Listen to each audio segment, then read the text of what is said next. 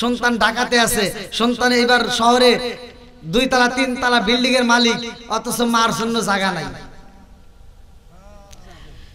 গ্রামে মাটা অসুস্থ হয়ে পড়ে রইছে, মার চিকিৎসার খবর নাই। ছোট ভাইটা যদি ফোন দিয়ে কয় যে ভাই মা অসুস্থ, কথা বলতে পারতেছে না, কয় যা গ্রামের ডাক্তার আছে, ওইখান থেকে নাপা ট্যাবলেট খাওয়া দিয়ে ঠিক হয়ে যাবে। কথা কন না কে আছে না নাই? ভাই এই কাজটা করেন না। অনেক সন্তান আছে, আমার কথাগুলো ভাই তিতা, কিন্তু এটাই বাস্তব। আপনার মা বাবারে যদি আপনি কষ্ট দেন, আপনিও কষ্ট পাবেন। আমার ভালো করে শুনে নেন। অনেক সন্তান আছে বাপ মা বাচ্চা থাকতে খাওয়ায় না, মরার সময় ও ঢাকা থেকে আসার সময় খবর পাইছে, গ্রামের মাতবার ফোন দিছে, এই তোর বাপের অবস্থা ভালো না, গতকালকেও কথা কইছে, আজকে কিন্তু একটা কথা কয় না, তার মানে তোর বাপ মনে হয় আর বাঁচতো না। ও বদমাইশ করছে কি, ঢাকা থেকে দেখছে যে মাতবার সাহেব ফোন দিচ্ছে, তাহলে তো আব্বা মনে হয় মরিয়ে যাবো। ও ঢাকা থেকে আসার সময় এবার আপেল, কমলা, মালটা, ফলের রস আরো কত কিছু নিয়ে এবার বাড়িতে এসে দেখে আব্বা এরকম ভাবে পড়ে রয়েছে। ও ফলের রস নিয়ে এসে সামনে দিয়ে ঘুরায় আর কয়, আব্বা আব্বা তোমার জন্য ফলের রস আনছি, আপেল আনছি, মালটা আনছি, কমলা আনছি, আব্বা তোমার জন্য জুসের বোতল আনছি, খাও। ও তুমি জিন্দা থাকতে এক মুঠো ভাত দাওনি মা বাবার মুখে, মরলে খাওয়াও পাড়ার লোক ডেকে, মন আমার মরলে খাওয়াও পাড়ার লোক ডেকে। ও তুমি জিন্দা থাকতে এক মুঠো ভাত দাওনি মা বাবার মুখে, মরলে খাওয়াও পাড়ার লোক ডেকে, মোহন আমার মরলে খাওয়াও পাড়ার লোক ডেকে। মাসে মাসে লক্ষ টাকা ব্যাংকে রাখো জমা, বাড়ি বাড়ি ভিক্ষা করে তোমার মা বাবা, বাইরে তোমার মা বাবা। ও তোমার বইয়ের হাতে সোনার বালা, ও তোমার বইয়ের হাতে সোনার বালা, দিন কাটে তার কত সুখে, মরলে খাওয়াও পাড়ার লোক ডেকে, মন আমার মরলে খাওয়াও পাড়ার লোক ডেকে। আছে না নাই? আচ্ছা যে সন্তান, আরে বুঝলি না রে কপাল পুরা দয়াল নবীর শান, হায় হায় বুঝলি না রে কপাল পুরা দয়াল নবীর শান। ওই নবীজির প্রেমে পাগল, ওই নবীজির প্রেমে পাগল তামাম জাহান, বুঝলি না রে কপাল পুরা দয়াল নবীর শান, হায় হায় বুঝলি না রে কপাল পুরা দয়াল নবীর শান। ওই নবীজির প্রেমে পাগল, ওই নবীজির প্রেমে পাগল তামাম জাহান, বুঝলি না রে কপাল পুরা দয়াল নবীর শান, খাই খাই বুঝলি না রে কপাল পুরা দয়াল নবীর শান। লা ইলাহা জবান খুলে লা ইলাহা, মাশাআল্লাহ লা ইলাহা, এক সাথে লা ইলাহা, লা ইলাহা ইল্লাল্লাহু বলো রে আমার মন, লা ইলাহা ইল্লাল্লাহু বলো রে পাগল মন, লা ইলাহা নবী আমার পাগল কইরো না, রাসূল আমার কান্দায়ো না, লা ইলাহা লা ইলাহা ইল্লাল্লাহ মুহাম্মাদুর রাসূলুল্লাহ সাল্লাল্লাহু আলাইহি ওয়াসাল্লাম। নাহমাদুল্লাহ নাহমাদুল্লাহ হামদাশ শাকিরিন ওয়া নুসাল্লি ওয়া নুসাল্লিমু আলা নাবিয়িল উম্মি ওয়া আলা আলিহি ওয়া আসহাবিহি আজমাইন বা'দা। আম্মা বাদ, সকল প্রশংসা মহান আল্লাহ তাআলার, যিনি আমাকে আপনাকে ভালোবেসে মায়া করে দয়া করে এত সুন্দর একটা পরিবেশে জান্নাতের বাগানে বসার জন্য সুযোগ দিলেন, এজন্য প্রাণ খুলে শুকরিয়া আদায় করি। সবাই বলুন আলহামদুলিল্লাহ। শত কোটি দরুদ ও সালাম বর্ষিত হোক আমার আপনার নবী, দয়াল নবী, মায়ের নবী, বিশ্বের মানবতা মুক্তির দিশারি আকায় নাম যার তাজদার মদিনা আহমদ মুস্তাফা, মুহাম্মদ মুস্তাফা। সকলেই বলুন সাল্লাল্লাহু আলাইহি ওয়াসাল্লাম। রামচন্দ্রপুর দক্ষিণ পাড়া বাইতুল আমান জামে মসজিদের উন্নতি কল্পে 12তম বার্ষিক তাফসিরুল কোরআন মাহফিল, তারিখ 27শে নভেম্বর 2025, রোজ বৃহস্পতিবার। স্থান ঈদগাহ মাঠ, রামচন্দ্রপুর দক্ষিণ পাড়া, বুড়িচং, কুমিল্লা। আজকের মাহফিলের সম্মানিত সভাপতি জনাব খন্দকার আসগর আহমেদ, রামচন্দ্রপুর। আল্লাহ তাআলা তার হায়াতে বরকত দিক। সবাই কোন আমিন। আর একটু জোরে কোন আমিন। সহ সভাপতি জনাব মোহাম্মদ আব্দুর রউফ, রামচন্দ্রপুর। ডক্টর মোহাম্মদ আব্দুল সালাম মেম্বার, আলহাজ মাওলানা আমির হোসেন গাজী। এবং আজকের মাহফিলের প্রধান অতিথি জনাব মোহাম্মদ মোস্তফা মেম্বার, বিশেষ অতিথিবৃন্দ, সম্মানিত অতিথিবৃন্দ, আমন্ত্রিত মেহমানগণ। বিশেষ করে আমার পূর্বে যিনি আলোচনা করলেন অত্যন্ত সুললিত কণ্ঠে, অধ্যাপক কাজী মতিউর রহমান সিদ্দিকী সাহেব, হযরত মাওলানা জাকির হোসেন, হযরত মাওলানা মহিউদ্দিন। মাহফিল পরিচালনায় হযরত মাওলানা আলমগীর হোসেন সাহেব।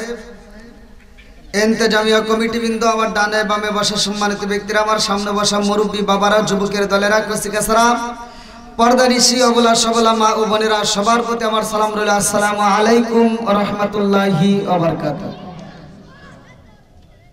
আপনারা কেমন আছেন?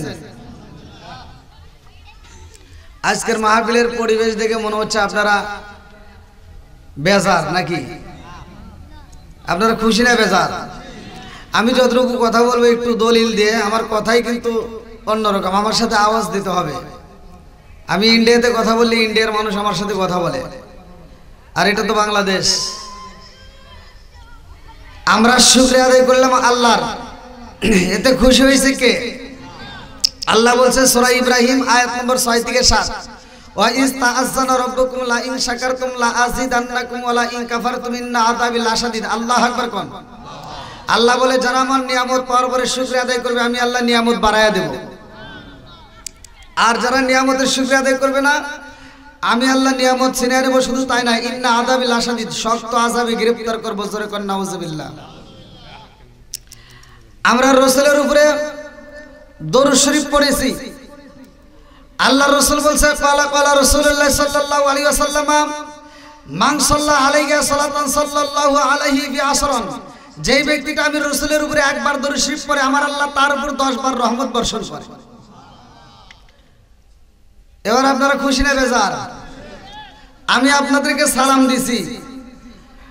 সালাম প্রত্যেকটা মুসলমানদের জন্য, বিশেষ করে একটা মুসলমান আর একটা মুসলমানের প্রতি 6টা হক। কয়টা হক? জোরে কোন। 6টা হক। তার ভিতরে একটা হচ্ছে সাক্ষাৎ হলেই সালাম দিতে হবে। আর আমার রাসূল বলছে সালামুন ক্বাবলাল কালাম, আগে সালাম পরে কথা। কথা কোন ঠিক কিনা? আর আপনারা কোরআনুল কারীমের ভিতর দেখবেন সূরা নূর 61 নম্বর আয়াত, আগে সালাম। সালামের দরকার আছে না নাই? সালাম 2 জায়গায় চলে। কয় জায়গায়? একটা হলো জীবিতদের আর একটা হলো মৃতদের। আপনাদের কি মৃতদের সালাম দেন? মরা মানুষকে সালাম দেন? হ্যাঁ, আপনারা তো মনে হয় আমার কথা বুঝতেছেন না। আমার ভাষা বোঝা যাচ্ছে? তাহলে আমার সাথে একটু কথা বলতে হবে। মৃত ব্যক্তিদেরকে আপনারা সালাম দেন? আপনারা দেন, অনেকেই কিন্তু দেই, সেটা হলো কবরস্থানে। কথা কোন ঠিক কিনা? কবরস্থানে সালাম দিলে কি সালামের উত্তর পাওয়া যায়? পাওয়া যায় না। তাহলে জীবিতদের আমরা সালাম দেই, এখান থেকে শিক্ষা নেন। আমরা জীবিতদের সালাম দেই, জীবিতরা সালামের উত্তর দেয়। যদি উত্তর না দিয়ে তারা মরা মানুষের মতো ভাব ধরে, আমার আল্লাহ ওর জবানটা মরা মানুষের মতো বন্ধ করতে পারে কি পারে না? এরকম নজির আছে না নাই? একসাথে বলেন আছে না নাই? অনেক মানুষ স্টপ করে ঘরে পড়ে রয়েছে, রু চলে, সবকিছুই চলে, কিন্তু কথা বলতে পারে না। কথা কোন ঠিক কিনা? আছে না নাই? জবান বন্ধ করছে কে? একসাথে বলেন কে? তাহলে আমি আপনাকে রাস্তায়, এখানকার কথা বাদই দিলাম, আমি আপনাকে রাস্তায় সালাম দেই, আসসালামু আলাইকুম, আপনি উত্তর দেন, আছে না নাই? কথা বলতে হবে ভাই। আগেকার মুরব্বীরা রাস্তাঘাটে আমরা সালাম দিছি, মুরব্বীরা উত্তর দিছে, আর পোলাপানও মুরব্বীদের সালাম দিছে। এখন বর্তমান সালাম নাই। কতক্ষণ ঠিক কিনা? এখন সালাম কালাম উঠে গেছে। কতক্ষণ ঠিক কিনা? এখন সালাম যদিও আর মুরব্বীদের সালাম দেই, এ মুরব্বী সালামের উত্তর দেয়, মানে মুখই নড়ায় না, উত্তর তো দেয়ই না। কতক্ষণ ঠিক কিনা? আবার কিছু হুজুর আছে সমাজের ভিতর, যে হুজুররা রাস্তায় বেরোলে মনে করে কি খালি সালাম পামু দিমু না। কথা কয় না? আসলে নাই?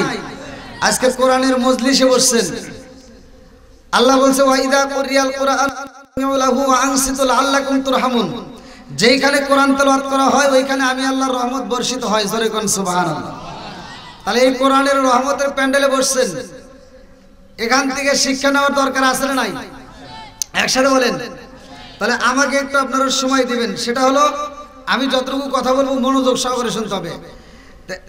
এই যে কোরআন পড়লাম, আমি পড়লে যে সব, আপনি শুনলে একই সব। জোরে কোন সুবহানাল্লাহ। কথা কি বুঝতেছেন আপনারা? আমি পড়লে যে সব, আপনি শুনলে একই সব। দিছে কে? একসাথে বলেন। এইটা যদি আল্লাহ যদি দুনিয়ার কোন হুজুরে হাতে দিত ভাই, তাহলে কি আপনারা সব পাইতেন? সত্য কথা বলেন। আমি তো আপনাদের দিতাম না, কারণ আমি ডাইল দিয়ে ভাত খাইছি, 7 বছর পড়াশোনা করে হাফেজ হইলাম, আর আজকে আমি কষ্ট করে এসে কোরআন শরীফ পড়ে আমি সব পামু। আল্লাহ যদি কইতো এই বিষয়টা যদি আল্লাহ না রাখিয়া হুজুর ঘরে হাতে দিত, যে তোমরা হুজুর হইছো, পড়াশোনা করছো, কষ্ট করছো, তোমরা পড়বে, জনগণ শুনবো, তো ওখানে কি সব দিবে তোমরাই ভাগ করে দিও, আল্লাহ যদি বলতো, তাহলে আপনারা এবার চিন্তা করে দেখেন, আপনারা কি একটা সব পাইতেন ভাই? সত্য কথা বলেন। জীবনেও কোন হুজুরই আপনাকে একটা সবও দিত না। কথা কোন ঠিক কিনা? এখন সবটা আপনারা পাচ্ছেন একটা মাত্র কারণ, এই বিচার করছে কে? জোরে কোন, আরো জোরে। আল্লাহ বিচার করছে বিধে আপনারা সব পাইতেছেন। হুজুর ঘরে হাতে দিলে আপনারা জীবনেও পাইতেন না। কথা কোন ঠিক কিনা? আচ্ছা, তাই যদি পাইতেন, আপনারা আবার মনে মনে ভাববেন হুজুর, আপনি হুজুর হয় হুজুরের বিরুদ্ধে বললেন। আমি আপনাদের প্রমাণ দিয়ে যাচ্ছি। আপনারা এই এলাকার ভিতর, আমি ছোট বক্তা, আমি আমার সাবজেক্ট বাদ দিলাম, বড় বড় বক্তা কিন্তু এই কুমিল্লা বুড়িচঙ্গে আসছে, আসে নাই? বড় বড় বক্তা আপনারা নিয়ে আসছেন।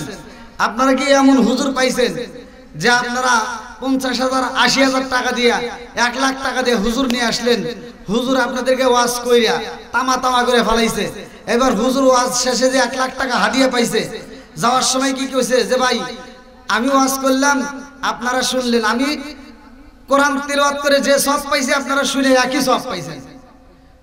সওয়াবের দিকে কি সমান সমান। কতক্ষণ ঠিক কিনা? তাহলে আমি যে বান্ডিলটা পাইলাম, 1 লাখ টাকার একটা বান্ডিল পাইছি, আসেন তাহলে টাকাটাও সমান সমান করি।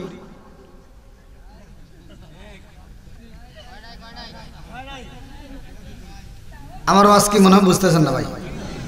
কোন হুজুর কি বলছে? তাহলে এই টাকার বাদ যে হুজুর দেয় না, সে হুজুর আপনাকে সব দিত? সত্য কথা বলেন, একটা সব আপনারা পাইতেন না। কতক্ষণ ঠিক কিনা? এই জন্য আমার ওয়াজগুলো গভীর মনোযোগ সহকারে শুনতে হবে। পিছনের বাইরে আপনারা কি কষ্ট পেতেছেন? একটু আপনারা যদি কষ্ট করে, আমি যেহেতু দূরে থেকে আসছি, আপনারা যদি আমাকে একটু সময় দিতেন, একটু সামনের দিকে আগায়া, তাহলে আমি একটু আলোচনা করে একটু মজা পাইতাম। একটু কষ্ট করে আসেন, আমি মুসাফির মানুষ, অনেক কষ্ট করে সকালবেলা রওনা দিয়েছে, আমার ভাইজান জানে, অনেক কষ্ট করে আসছি। তাহলে 1 নম্বরে আমরা কি দেবো? সালাম দেবো। সালামের দরকার আছে নাই? ডিজিটাল সালাম চলবে না, আজকে আসল সালাম দেবো। কতক্ষণ ঠিক কিনা? এখন ডিজিটাল সালাম আমার ওয়াজ কিন্তু বুঝতে হবে ডিজিটাল সালাম কি। দেখেন আগেকার মুরব্বীরা প্রত্যেকটা ঘরে ঘরে আমরা দেখছি কোরআন তেলাওয়াত হইছে, কথা কোন ঠিক কিনা? এখন কি কোরআন তেলাওয়াত আছে ভাই? সত্য কথা বলেন। আগে মসজিদ কি বেশি ছিল না কম ছিল? মাদ্রাসা কম ছিল না বেশি ছিল? উল্টা পাল্টা কোন কে?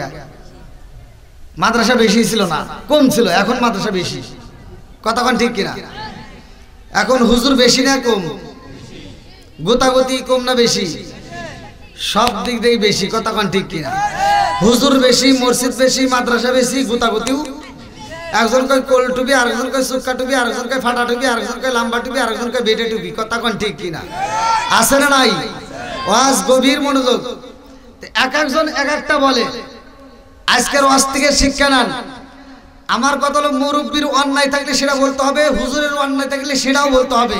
যেটা অন্যায় সেটা তুলে ধরতে হবে, এটা অন্যায় এটা করতে দেওয়া যাবে না, কথা কোন ঠিক কিনা? আগেকার মুরব্বীরা ঘরে ঘরে কোরআন তেলাওয়াত করছে, আর এখনকার মুরব্বীরা দেখবেন ফজরের নামাজ যারা পড়ে দুই একজন যাই পরে পড়ে দৌড় পড়ে আগে শ্বাসটালে যায়, আসরা নাই? আবার এই শ্বাসটালে যায় বসে বড় একটা টিভির সামনে পাও তুলে দিয়ে এরকম পায়ের উপর পাও তুলে কয় কি লাগাইছে এটা জাকা না কা দেও, আসরা নাই? কথা কোন? আরে সালাম কালাম নাই রে দেশে দেখলে কয় হাউ আর ইউ, বাংলায় কয় না ভালোবাসি, ইংলিশে কয় আই লাভ ইউ। দেশটা আজি ধ্বংস হলো টিভি সিনেমায়, বুড়ি চন্টা ধ্বংস হলো টিভি সিনেমায়, রামচন্দ্রপুর ধ্বংস হলো টিভি সিনেমায়, কুমিল্লাটা ধ্বংস হলো টিভি সিনেমায়। মহিলারা বেটার বউকে ওয়েলকাম জানায়, জোরে জোরে কোন কথা ঠিক কিনা? আছে না নাই? আগে এত ঘরে ঘরে টিভি ছিল না, কথা কোন ঠিক কিনা? আগে সারা গ্রাম ঘুরে একটা টিভি পাওয়া যায় নাই আলিফ লালা দেখার জন্য, আর এখন একজন অটো চালায়, ভ্যান চালায়, হেয়ার বড় একটা বড় টিভি, আছে না নাই? আরে নুন আনতে যার পান্তা ফুরাই তাদের ঘরে টিভি, কাজ কাম নাহি করে চালাই হিন্দি ছবি। নুন আনতে যার পান্তা ফুরাই তাদের ঘরে টিভি, কাজ কাম নাহি করে চালাই হিন্দি ছবি।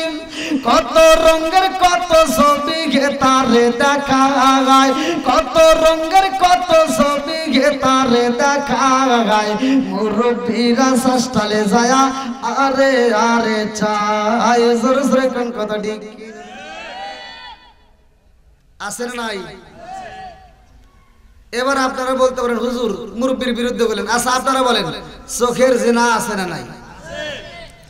তোমার মাথার চুল পাইকে গেছে, দাড়ি পাইকে গেছে, আজও পর্যন্ত তোমার বুদ্ধি হইল না, আজও পর্যন্ত তোমার নজর ভালো হলো না, তুমি কোন লজ্জায় তুমি টিভির ঘরে যায়া শ্বাসটালে যায়া সিনেমা দেখো? এরকম মুরব্বী আছে না নাই? আপনারা মনে রাগ করতেছেন? যুবক ভাইরা, আমার প্রত্যেকটা মাহফিলের যুবকরা বেশি হয়, আর আমি যুবকদেরকে নিয়ে বেশি ওয়াজ করি। তা আজকের মাহফিলের যুবকরা কম দেখতেছে। যে কয়েকজন আছেন আলহামদুলিল্লাহ, আল্লাহ কবুল করুন, সবাই কোন আমিন, আর একটু জোরে কোন আমিন। তাহলে আসমানটা সাজাইছে কে? সে আল্লাহ। যেহেতু বলছে সালামের কথা, আমার নবী বলছে সালামুন ক্বাবলাল কালাম, আগে সালাম পরে কথা। তাহলে আমরা সালামটা দেব শুদ্ধ করে, সালামের উত্তরও দেব, কথা কোন ঠিক আছে নি? নাকি আমি সালাম দেবো আসসালামু আলাইকুম আর আপনি উত্তর দেবেন? আছে না এরকম? অনেক কিন্তু আছে, খালি আপনাদের কথা বলুন না। অনেক হুজুর আছে, হুজুরকে সালাম দেই আসসালামু আলাইকুম, হুজুর উত্তর দেয়। মানে কি? দেশ হয়েছে ডিজিটাল, ওয়াজ হয়েছে ডিজিটাল, হুজুর হয়েছে ডিজিটাল, শ্রোতা হয়েছে মাথাটাল, কথা কন না গে? আসলে নাই? বন্ধুরা রে ভালো করে শুনা নাও, রাজার দোষে রাজ্য নষ্ট, প্রজা কষ্ট পায়, নারীর দোষে সংসার নষ্ট, স্বামীর কষ্ট হয়। জোরে জোরে কোন কথা ঠিক কিনা? বনে চলে বোম্বা দড়ি সাউজলে তার বুকে এমনি মায়ে সংসারে না পড়লে হাজার দুকে বিদেশেতে কারো যদি ছেলে মইরা যায় পশু পাখি জানার আগে আগে জানে মায় জোরে জোরে কোন কথা ঠিক কিনা কালা গরু ধলা গরু একই রকম দুধ শরীয়ত মারে প্রতি একই জিনিস একই মায়ের পুত জোরে জোরে কোন কথা ঠিক কিনা বন্ধুরা রে আমার আল্লাহ সুন্দর করে আসমান বানাইলেন জমিনটা আমার আল্লাহ সাজাইলেন এইবার চলেন কোরআনুল কারীমের ভিতর 29 নম্বর পারায় প্রথম নম্বর পৃষ্ঠা সূরা মুলকের ভিতরে আমার আল্লাহ ঘোষণা করলেন আল্লাযী খালাকা সাবআ সামাওয়াতিন তিবাকা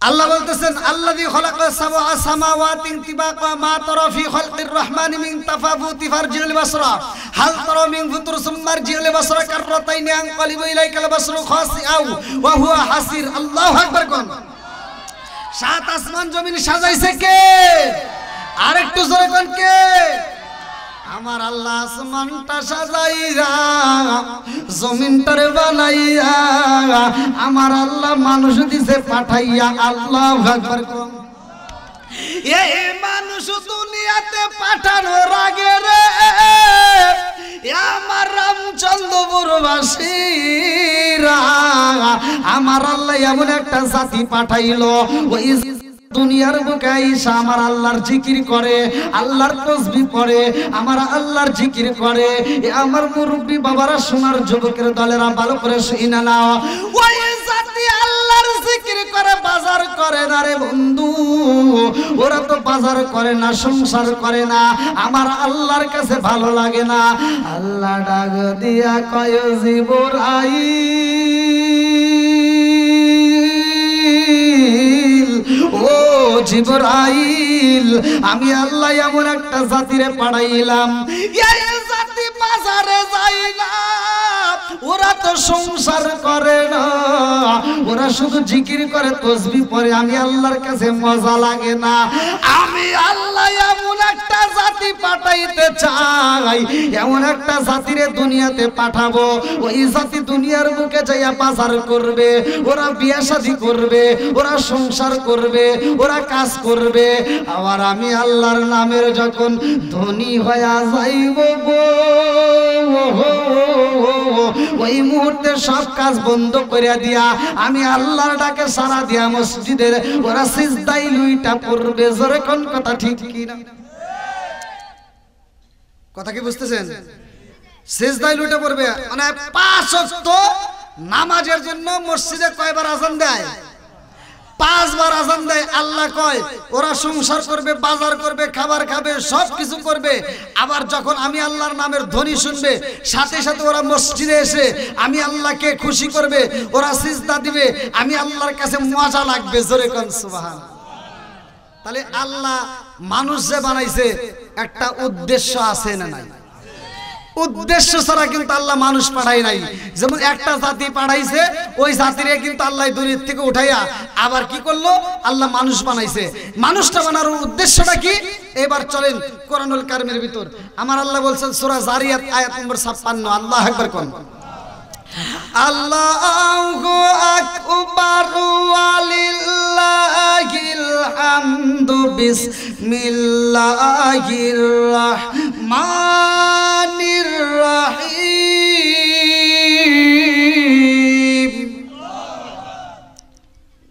আল্লাহ বললেন ওমা খালাকাতুল জিন্না ওয়াল ইনসা ইল্লা লিয়াবুদুন আমি আল্লাহ তাআলা মানুষ এবং জিন জাতির সৃষ্টি করছি আমি আল্লাহর ইবাদত করার জন্য জোরে কোন সুবহানাল্লাহ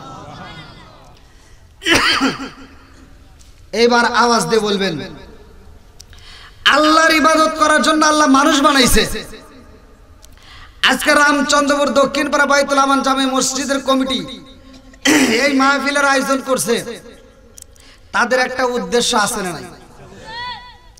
উদ্দেশ্য ছাড়া আয়োজন করে নাই। আর উদ্দেশ্য ছাড়া আমি বক্তাও কিন্তু সিরাজগঞ্জ থেকে আপনাদের মাঝে আসি নাই, আবার আপনারাও কিন্তু আসেন নাই। যেই কোনো কাজ করি না কেন সেই কাজের একটা নিয়ত থাকে, উদ্দেশ্য থাকে, কথা কোন ঠিক কিনা? তাহলে আল্লাহ মানুষ বানাইছে, এটার একটা উদ্দেশ্য আছে। কমিটি আজকে আয়োজন করছে, এটার একটা উদ্দেশ্য আছে। তাহলে আল্লাহর উদ্দেশ্য কি? মানুষকে আল্লাহ বানানোর উদ্দেশ্য ইল্লা লিয়াবুদুন, আমি আল্লাহর ইবাদত করবে। জোরে কোন সুবহানাল্লাহ। এবার বলেন ইবাদত করব কার? আরো জোরে। খেদমত করব কার? না, ভুল। ইবাদত চলবে আল্লাহর, আর খেদমত করব মা বাবার। কি কথা ঠিক আছে? কার? এই যে ভালো করে আমার ওয়াজগুলো কিন্তু গভীর মনোযোগ সহকারে শুনতে হবে। খেদমত করব মা বাবার। এখন আপনারা বলেন, বর্তমান সময় কি মা বাবার খেদমত আছে? আমার ওয়াজগুলো কিন্তু তিতা, আমি প্রতিটা ওয়াজে তিতা কথা বলি। এজন্যই যদি কারো ভালো লাগবে সে শুনবে, ভালো লাগবে না সে চলে যাবে। আর যদি কোনো ব্যক্তি, যেই ব্যক্তি কেন হয়, যদি মা বাবার মনে কষ্ট দেয়, মা বাবাকে কষ্ট দেয়, এমন ব্যক্তি যদি আমার মাহফিলে আসে, আমি সরাসরি বলি তোমার মাহফিল শুনে কোনো লাভ হবে না, তুমি বাজ্যা কম পারবা। কি কথা বুঝতেছেন কি? যেই সন্তান মার মনে কষ্ট দেয়, বাপের মনে কষ্ট দেয়, সে যত বড় কুতুবখানা হয় আর কোনো দাম নাই, কথা কোন ঠিক কিনা? কিছু সন্তান আছে বাপ মা বাচ্চা থাকতে বাদ দেয় না, মরে গেলে সারা গ্রামের মানুষকে দাওয়াত দিয়ে গরু জবাই করে খাওয়ায়। আছে না নাই? আমার কথা কি আপনারা বুঝতেছেন না কষ্ট পাইতেছেন? আমার ওয়াজ কিন্তু সবাই পছন্দ করে না, কিছু লোক কিন্তু বিরোধিতা করে। আমি এক জায়গায় ওয়াজ করলাম, নেশা সম্পর্কে ওয়াজ করছি যে বিড়ি খাওয়া যাইব না, মদমিনুল খামার। আল্লাহর রাসূল বলছে যদি কোনো ব্যক্তি নেশা করে আর নেশাগ্রস্ত অবস্থায় যদি কোনো ব্যক্তি মারা যায়, তাহলে তার কালেমা নসিব হবে না, কথা কোন ঠিক কিনা? তাহলে ওয়াজটা কি খারাপ করছি?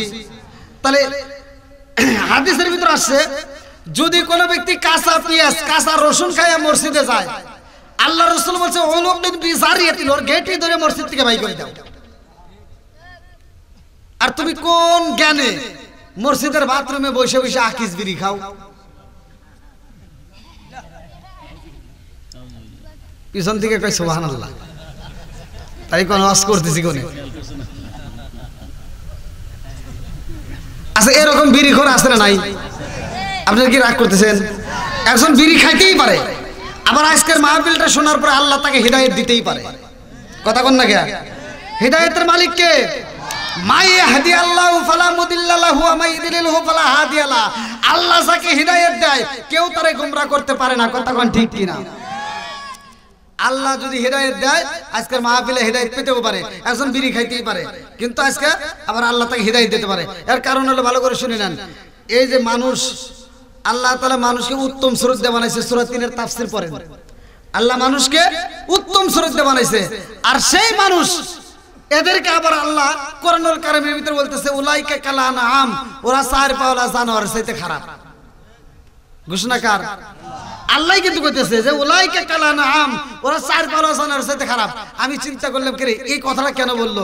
এক জায়গায় কয় যে উত্তম সুরত দিয়ে বানাইছে, মানুষ হলো শ্রেষ্ঠ, আর সেই মানুষকে আল্লাহ বলতেছে চার পাওলা জানোয়ার চাইতে খারাপ। এখন দেখি যে আসলে তো কথা খারাপ কয় নাই। চার পাওলা একটা কুত্তার দিকে তাকান, এই কুত্তা ও খাওয়ার সময় খায়, হাগার সময় হাগে, ও আদব বজায় চলে, কথা কোন ঠিক কিনা? আর মানুষ এক কুত্তার চাইতে খারাপ, ওরা যায় বাথরুমের ভিতর বসে বসে বিড়ি টানে। আর এক মুরব্বী কয় কি, কয় হুজুর আপনার ওয়াজ ফাটাফাটি, ওয়াজ খুব সুন্দর হয়েছে, খালি দুইটা জায়গায় ভুল গেছে। কিরে দুই জায়গায় ভুল গেছে?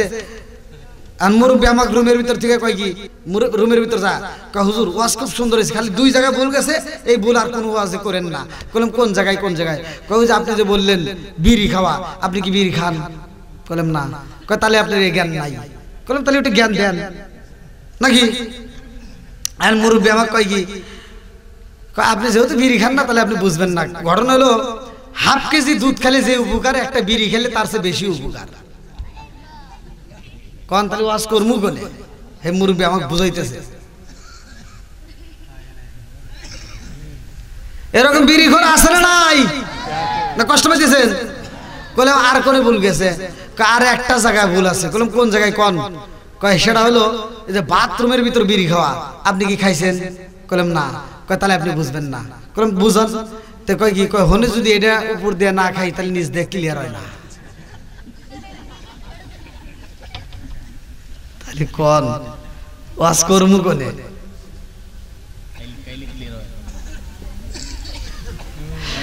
ও তুমি জিন্দা থাকতে এক মুঠো ভাত দাও নি মা বাবার মুখে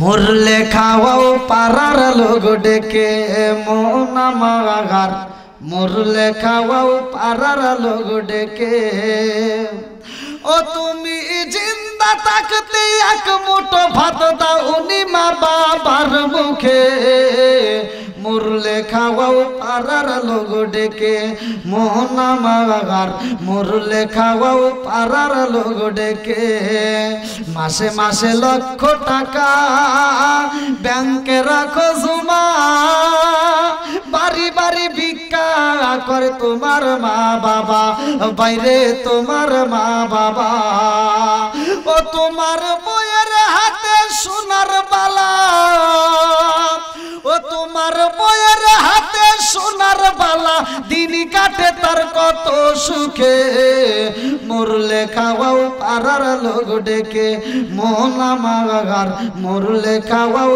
পাড়ার লোক ডেকে আসে না নাই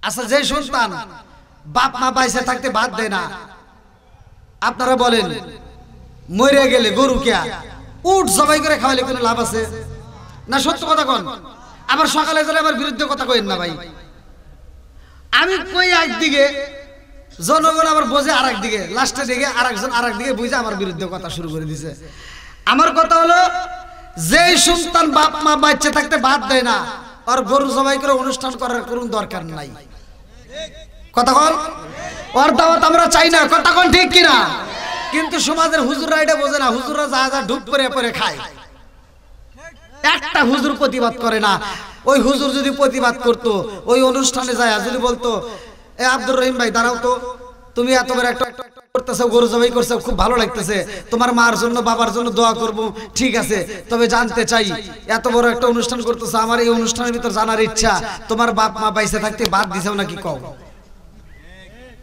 কোন হুজুর কইছে একটা হুজুর ধরে না একজনকে ধরেন বাকি পুরো সমাজ ভালো হয়ে যাবে কথা কোন ঠিক কিনা তা তো ধরে না আপনারা মনে কষ্ট পাইতেছেন ভাই আরেকটু কি চলবে না ভাই এ ওয়াজ তো কোনো হুজুর করবে না ভাই এ ওয়াজ কেউ হুজুরি দিবে না আমার কথা হলো তিতা যদি আপনারা ভালো করে শুনতে পারেন এটাই বাস্তব আমি বাস্তব দিয়ে কথা বলি আল্লাহু আকবার করেন তাহলে আজকের মাহফিলটা হলো মসজিদ উপলক্ষে মাম্মানা লিল্লাহি মাসজিদান বানাল্লাহু বাইতান ফিল জান্নাহ যারা মসজিদ আবাদ করে আল্লাহ তাআলা তাদের জন্য জান্নাতের ভিতরে একটা বালাখানা তৈরি করে জোরে কোন কথা ঠিক কিনা তো এই যে যারা এখন আসছে এই মসজিদ উপলক্ষে আজকের মাহফিলে আচ্ছা মসজিদ নিয়ে কি হিংসা করা যাবে সমাজের ভিতর কিন্তু এখন মোটামুটি রেশারেশি খুব চলে দেখবেন মাতবার সাহেব এ তো নামাজ কালাম পড়েই না শুক্রবারে মসজিদে গেছে যদি একটু মিষ্টি নিয়া হোক জিলাপি নিয়া হোক যেই কোনো দ্বন্দ্ব একটু লাগিয়ে গেলে কয় কি কর ও মসজিদে যাবই না মসজিদে আরেকটা তোল আছে না নাই আলমে দিলা খেরি আলেম হইব বাড়ি বাড়ি কোরআন হাদিস পড়বে তারা নিজেরা মানবে না কোন কোন মসজিদ হবে কিয়ামতের নিশানা রে কোন কোন মসজিদ হবে কিয়ামতের নিশানা জোরে জোরে কোন কথা ঠিক কিনা ও দারদি ভাই রাখবে না পায়ের রিমান ইয়াকি মায়ের দুই সন্তান কেহ ভাইজান কারো দিকে ফিরে চাইবো না আপন ভাই একই মায়ের পেটের ভাই বিপদে পড়ে ও ফিরেও চায় না কোনকার নেতা খেতার জন্য রাস্তায় নামে জীবন দেয়, এরকম পাগল ছাগল আছে না নাই? এটাই আমার বাস। তোমার ভাইয়ের সাথে তুমি শত্রুতা কইরা 1 বছর কথা বলো নাই, 2 বছর কথা বলো নাই, 5 বছর কথা বলো নাই, 10 বছর কথা বলো নাই, তুমি মরছাও, তোমার মরার খবর পাইলে তোমার ভাইটা পাগলের মতো ছুটে এসে জানাজা দেয়। আর তুমি যেই নেতার জন্য রাস্তায় নেমে জীবন দিছাও, তুমি মারা যাও, ওই নেতারে ফোন দিলে কয় ঢাকায় মিটিং এ আছি, বেশি পেছাল পারিস না মাটি দিয়ে। ভাই আপন না নেতা আপন? কথা কন। এখনো যে ভাইয়ের ভিতর শত্রুতা আছে, ভাই আজকের ওয়াজ থেকে একটু এই ওয়াজ থেকে আপনাদের পায়ে হাত দিয়ে বলি, আর শত্রুতা রাখবেন না, ভাই ভাই মিশে যান। আল্লাহ কবুল করুক, সবাই কোন আমিন।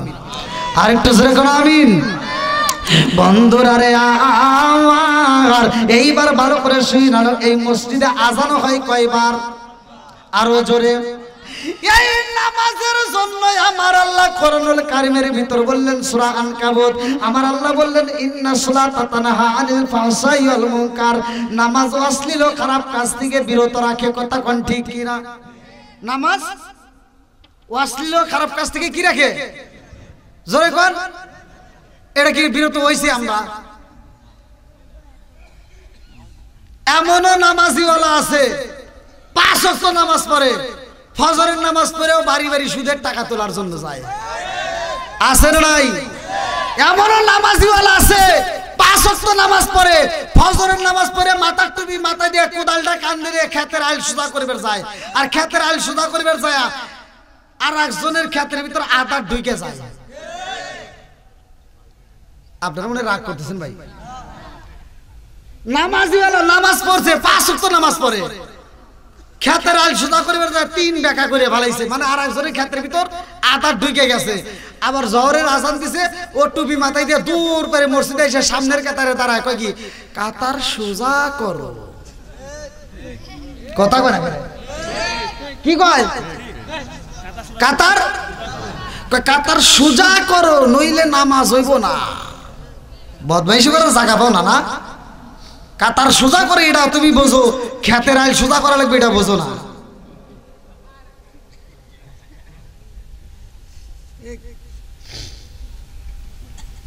আপনারা মনে রাগ করতেছেন ভাই? অনেক হাজি আছে সারা জীবন আকাম পোকাম কইরা, ও হজে যাওয়ার আগ মুহূর্তেও সিটেরই বাটপারি কইরা, ও করছে কি 4টে মেয়ে আছে, 2টে ছেলে আছে, সব সম্পত্তি ছেলের নামে লিখে দিয়া ও হজ করে বিরে মাথায় দিয়ে সারা গ্রাম ঘুরে ঘুরে মুরগি দিয়ে দাওয়াত খায়। আছে না নাই?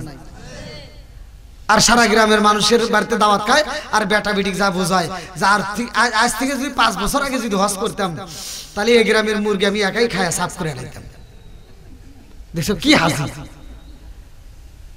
আর বিরে মাথায় দিয়ে তুমি 5 ওয়াক্ত নামাজ পড়ে কপালে দাগ ফালাইলা, তুমি মনে করলে জান্নাতে যাবে।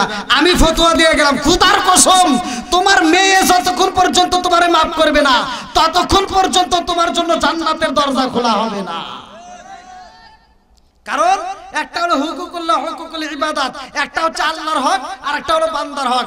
আল্লাহর হক নষ্ট করছেও, 5 ওয়াক্ত নামাজ নিয়মিত পড়ো নাই, রোজার মাসে ঠিকমতো রোজা রাখো নাই, হজ করার সামর্থ্য হয়েছে ঠিকমতো হজ করো নাই, তুমি যত যা করছেও আল্লাহর হক নষ্ট করে আজকের মাহফিলে তওবা করবে, আল্লাহ ভুল করে ফেলেছি, আর জীবনে ভুল করতাম না, মাফ করে দাও, আল্লাহ মাফ করবে।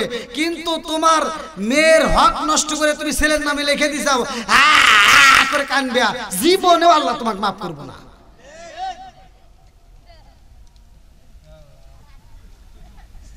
কষ্ট পাইতেছেন?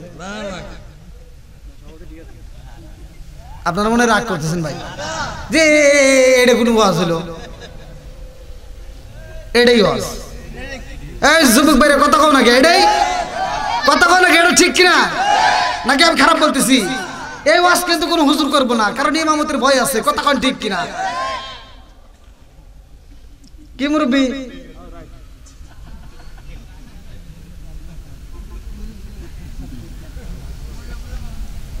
নাকি আমার ভাষা আপনারা বুঝতেছেন না? বুঝতেছেন তো? তাহলে চলবে তো একটু। আল্লাহ আকবার কোন। বন্ধুরা রে আমার এইবার আল্লাহ বলছে যেহেতু ইন্নাস সালাতা তানহা আনিল ফাহশাই ওয়াল মুনকার, নামাজ অশ্লীল ও খারাপ কাজ থেকে বিরত রাখে। আমি আর তুমি এমন নামাজ পড়লাম রে ভাই, সুদের টাকা ছাড়তে পারলাম না, অন্যের গীবত করা ছাড়তে পারলাম না, আমরা একজন আরেকজনের হক নষ্ট করি, এরকম লোক আছে না নাই? এবার চলেন হাদিসের ভিতর আল্লাহ রাসূল কি বলছে। সহিহ হাদিস নির্বাচিত হাদিস, উমর থেকে হাদিসটি বর্ণিত। আনি বনি উমর রাদিয়াল্লাহু আনহু ক্বালা ক্বালা রাসূলুল্লাহ সাল্লাল্লাহু আলাইহি ওয়াসাল্লাম লা ঈমান লিমান লা মানাত লাহু ওয়া লা সালাতা লিমান লা তুহুরা লাহু ওয়া লা দীন লিমান লা মানাত লাহু ইন্নামা মাওদিউস সালাতি মিনাদ দীনি কা মাওদিউর রাস মিনাল জাসাদি। আল্লাহ রাসূল বলছে, উমর থেকে হাদিসটি বর্ণিত, তিনি বলেন রাসূল করিম সাল্লাল্লাহু আলাইহি ওয়াসাল্লাম বলেছেন, যার ভিতরে বিশ্বাস নাই তার ভিতরে ঈমান নাই, আর যার ভিতরে পবিত্রতা নাই তার ভিতর নামাজ নাই, যার ভিতরে নামাজ নাই আল্লাহ রাসূল বলছে তার ভিতরে ইসলাম ধর্মই নাই। এখন আপনি চিন্তা করেন, সমাজের ভিতরে এখনো এমনও মুসল্লি আছে, এমনও লোক আছে, ও পাঁচ ওয়াক্ত তো দূরের কথা, জুমার নামাজেও যায় না, খালি কুরবানি ঈদের নামাজ পড়ে গরুর গোশত খায়, কয় আমি খাঁটি মুসলমান। আছে না নাই? তোমারে এখন কিছু কইলাম না, কারণ আমি তো ওইরকম ভাবে কইতে পারতেছি না। ছাড় দিলাম, কিন্তু মইরা দাও তোমার বাটাম খুলে হালে। কথা কোন ঠিক কিনা বন্ধুরা রে আমার? এইবার আপনারা এত সুন্দর একটা মসজিদ সাজাইলেন, এই মসজিদটা সর্বপ্রথমে সিলেক্ট করছে কে? আমি আজকের আলোচনা দিয়ে বোঝাইয়া যাই। আমার রহমাতাল লিল আলামিন নবী কই রে বন্ধু, এই দুনিয়ার বুকে যতগুলো মসজিদ আছে গো, সবগুলো মসজিদ আমার আল্লাহ আগেই বাজেট করে ফেলাইছে। জোরে জোরে কন্যা সুবহানাল্লাহ। ইব্রাহিম নবীর নাম তো শুনছেন, খানায় কাবা তৈরি করে ইব্রাহিম নবী। ওয়াইদ ইয়ারফাউ ইব্রাহিমুল কওয়াইদা মিনাল বাইতি ওয়া ইসমাঈল, বাইতুল্লাহ যখন তওয়াফ করে, এই যে আপনারা আমরা তো পাগল বাইতুল্লাহর জন্য, কথা কোন ঠিক কিনা বন্ধুরা রে আমার? ভালো করে শুনে নাও, এইবার ইব্রাহিম নবী যখন ঘরটা নির্মাণ করবে রে ভাই, এই ঘরটা আমার আল্লাহ তাআলা তৈরি করবে। কোনো রডের প্রয়োজন নাই, সিমেন্টের প্রয়োজন নাই, বালির প্রয়োজন নাই, পৃথিবীতে একটা মাত্র ঘর আমার আল্লাহ মজবুত করে বানাইছে, যেই ঘরে কোনো রড নাই, যেই ঘরে কোনো সিমেন্ট নাই, যেই ঘরে কোনো বালি নাই, শুধুমাত্র পাথর দিয়ে আমার আল্লাহ বানাইছে।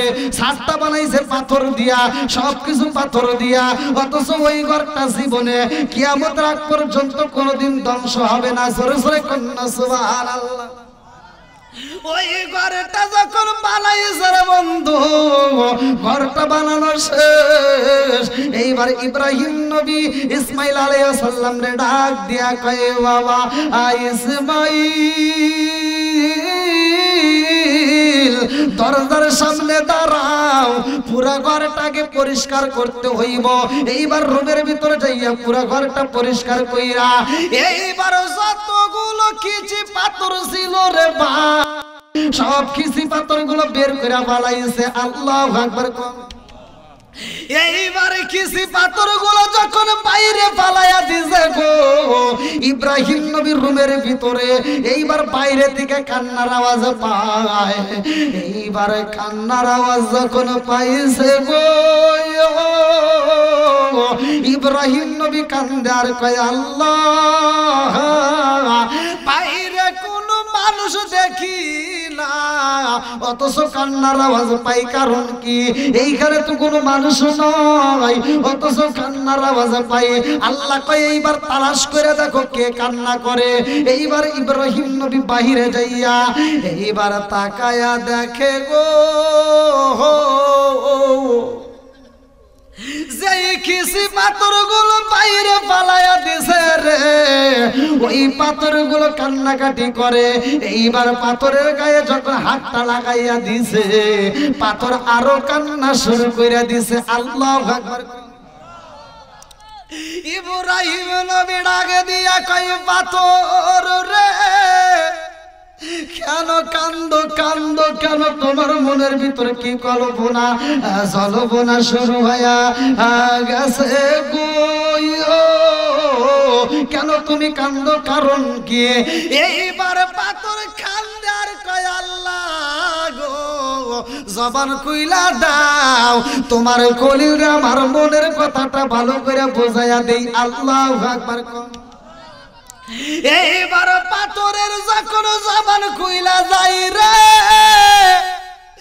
আমার রামচন্দ্রপুর বাসীরা পাথর কান্দার কয় আল্লাহর খলিল,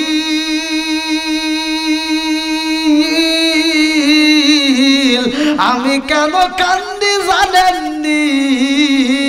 কারণ আমি ছিলাম যেই ঘরের ভিতরে, এই ঘরের ভিতর থেকে আপনি আমারে বাইরে ফালাইছেন। এই ঘরের ভিতরে যেই পাথরগুলো লাইগা গেছে গো, ওদের নসিব ভালো, কপাল ভালো, কথা কোন ঠিক কিনা? এই ঘরের সাথে যেই পাথরগুলো লাগে গেছে ওদের নসিব ভালো, আমাদের নসিব খারাপ, যার কারণে আপনি আমাদেরকে বাইরে ফালাইয়া দিয়েছেন। খলিল, আমরা এজন্যই কান্দি, আমাদের নসিব খারাপ, আপনি আমাদেরকে একটু ভিতরে জায়গা করে দেন। আল্লাহু আকবার। ইব্রাহিম নবী ডাক দিয়া কয় আল্লাহ, এই পাথরগুলো কান্দে গো আল্লাহ, এরা তো ঘরের সাথে লাইগা থাকতে চায়। আল্লাহ কয় না না, সম্ভব না, এই ঘরটা যতটুকু প্রয়োজন ছিল হয়ে গেছে, আর কোনো পাথর লাগানো যাবে না। পাথরগুলো কয় ও আল্লাহর খলিল, ঘরের ভিতর যদি জায়গা না পাই আমাদেরকে সিঁড়ির মধ্যে একটু জায়গা করে দেন। আল্লাহ কয় না না না, সিঁড়ির কাজও হয়ে গেছে, সেখানেও আর লাগবে না। পাথরগুলো কান্দার কয় তাইলে আমাদেরকে আপনি পালাইয়া দিবেন না? আমাদেরকে যদি পালাইয়া দেন আমরা তো এই কষ্ট সহ্য করতে পারবো না। এই ঘরের সাথে যদি লাইগা যাইতাম আমাদের নসিব ভালো হইতো, এই ঘরের সাথে লাগতে পারি নাই, আমাদেরকে ফালাইয়া দিয়েছেন। আপনি জানেননি কেন কান্দি?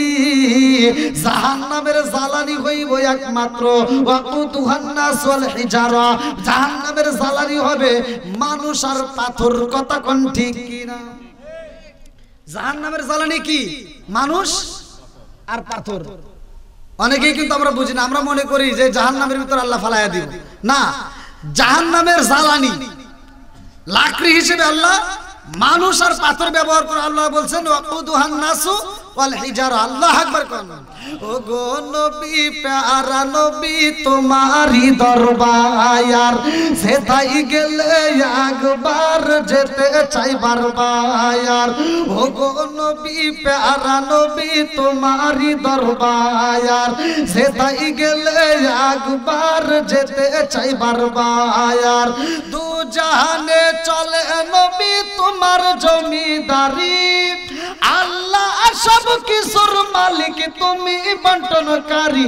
আমরা নবীর ভিখারি, আমরা নবীর ভিখারি, চিৎকার মেরে কন্যা আল্লাহু আকবার। আল্লাহর খলিল কান্দার কয় আল্লাহ গো, এই পাথর তো জাহান্নামের ভয়ে কান্দে, ওদেরকে বাইরে কেমনে রাখবো? আল্লাহ ডাক দিয়া কয় খলিল, এই পাথরগুলো এখন কাজে লাগাবো। তোমার গায়ের মধ্যে একটা রুমাল আছে, এই রুমালের ভিতর পাথরগুলো তুইলা ফালাও। আল্লাহর খলিল যখন রুমালের মধ্যে পাথরগুলো তুইলা ফালাই, এইবার পাথরগুলো তুইলা যখন রওনা দিছে রে ভাই, আল্লাহ ডাক দিয়া কয় খলিল, এইবার তুমি যাইবা উঁচু পাহাড়ে, এই পাহাড়ের উপরে যাইয়া এই পাথরগুলো উপর দিকে আসমানের দিকে ফালাইয়া দিবা, আসমানের দিকে ছিটকা দিবা গো। এই পাথরগুলো যখন আসমানের দিকে ফালাইয়া দেয়, এইবার আল্লাহর খলিল ডাক দিয়া কয় আল্লাহ গো, এই পাথরগুলো উপর দিকে নিক্ষেপ করলাম, আবার নিচের দিকে চইলাই আইলো। ও মালিক, এই পাথরগুলো কেন উপর দিকে পালাইতে বললা, কারণ কি? আল্লাহ ডাক দিয়া কয় খলিল, এই পাথরগুলো এজন্য আমি উপর দিকে পালাইতে বলেছিলাম, এই পাথরগুলো আমার জমিনের মধ্যে আমি আল্লাহ পালাইছি। এই পাথর জমিনের যত জায়গায় পড়ছে গো, প্রত্যেকটা জায়গায় একটা করে মসজিদ হবে। জোরে জোরে কন্যা সুবহানাল্লাহ। তাহলে আপনাদের মসজিদ কি পাওয়া গেছে? হ্যাঁ, নিশ্চয় এখানে একটা পাথর পড়ছে, কথা কোন ঠিক কিনা, নাকি কষ্ট পেতেছেন?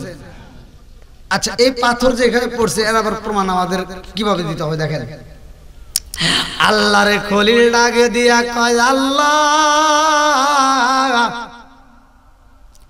এই পাথর জমিনের মধ্যে সেইখানে পড়বে সেইখানে মসজিদ হইব। আমার জানতে বড় ইচ্ছা হয় এই পাথর যদি নদীর মধ্যে পইরা থাকে গো,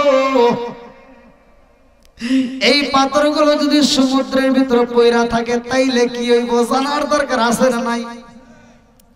আল্লাহ ডাক দিয়া কয়, খলিল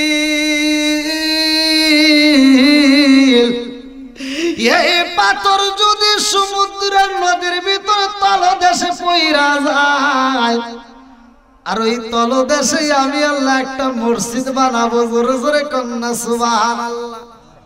আল্লাহর খলিল ডাক দিয়া কয়, আল্লাহ পানির ভিতরে যদি পাথর পইরা যায়, এই পানির সমুদ্রের নিচে মসজিদ বানাইলে মানুষ তো যাইতে পারবে না। আল্লাহ ডাক দিয়া কয়, খলিল রে ওই মসজিদে আমি আল্লাহ খালি রাখবো না, ওই মসজিদটাও আবাদ করব। বলে কারে দিয়া তুমি আবাদ করবা? বলে ওখানেও আমি আল্লাহ একদল জিনজাতিরে পাঠাইয়া দেব। ওইখানে প্রয়োজনে জিন্দা যায় নামাজ পড়বে, ওইখানে প্রয়োজনে ফেরেশতা নিয়োগ করব, তারা ওখানে আমার মসজিদ আবাদ করবে। জোরে জোরে কন্যা সুবহানাল্লাহ। আল্লাহরে খলিল ডাক দিয়া কয়, আল্লাহ এই পাথর যদি পাহাড়ের উপর পইরা যায় তাইলে কি হইব? বলে পাহাড়ের উপর যদি পড়ে সেখানেও একটা মসজিদ হইব, ওই মসজিদটাও আমি আল্লাহ আবাদ করব। জোরে জোরে কন্যা সুবহানাল্লাহ। বন্ধুরা রে আমার মসজিদে পাইলাম, এইবার এই মসজিদে আজান হয় কয়বার? জোরে কোন? 5 বার আজান দেয়। 5 ওয়াক্ত নামাজ আমরা পড়লাম। এই নামাজটা আবার কেমনে আসলো, এই নামাজটা আমরা কেমনে পড়লাম ভালো করে শুনে নাও। আমার নবী যায় আল্লাহর বাড়ি, আমাদের জন্য নিয়ে আসলো 5 ওয়াক্ত নামাজ। এই 5 ওয়াক্ত নামাজ যদি কোনো ব্যক্তি নিয়মিত পড়তে পারে রে ভাই, 50 ওয়াক্ত নামাজ পড়লে যেই সব আমার আল্লাহ 5 ওয়াক্তের ভিতর সেই সব দিবে। জোরে জোরে কন্যা সুবহানাল্লাহ। এবার 5 ওয়াক্ত নামাজ সর্বপ্রথমে ফজরের নামাজ দিয়ে শুরু করি নাকি কোন? ফজরের নামাজটা সর্বপ্রথম এই যে আজান হয় খুব গুরুত্বপূর্ণ বিষয় করে, যেহেতু আমরা নামাজ পড়ি, মুসলমানের ঘরে যেহেতু জন্ম নিছি আর মুসলমান যেহেতু দাবি করি, তাহলে জানার দরকার আছে না নাই? 5 ওয়াক্ত নামাজের জন্য আজান দেওয়া হয় রে ভাই। সর্বপ্রথমে আমরা ফজরের নামাজ পড়লাম। এই ফজরের নামাজটা পড়লে কেমন লাভ, এই ফজরের নামাজের ভিতর কি ফজিলত পাওয়া যায় ভালো করে শুনে নাও। এই দুনিয়ার বুকে এমন একজন নবী ছিল রে ভাই, যেই নবী 340 বছর ওয়াজর মেরে চোখের পানি ছাইরা দিয়া আপনা ভুলের কারণে আমার আল্লাহর কাছে কাঁদছে। কথা কোন ঠিক কি না? আদম নবী নাম কি? আদম নবী 340 বছর কান্দে আর কয়, আল্লাহ আমারে মাফ কইরা দাও। আদম নবী এমন কান্দা কান্দে রে, আমার রামচন্দ্রপুরবাসীরা ভালো করে শুই নামাজের ফজিলত কিন্তু এখন আলোচনা শুরু। এইবার আদম নবী যখন আল্লাহর কাছে কান্দে, আল্লাহ মাফ দেয় না গো। আদম নবী এমন এক সময় বললেন, রব্বানা যালামনা আনফুসানা ওয়া ইল্লাম তাগফির লানা ওয়া তারহামনা লানাকুনান্না মিনাল খাসিরিন।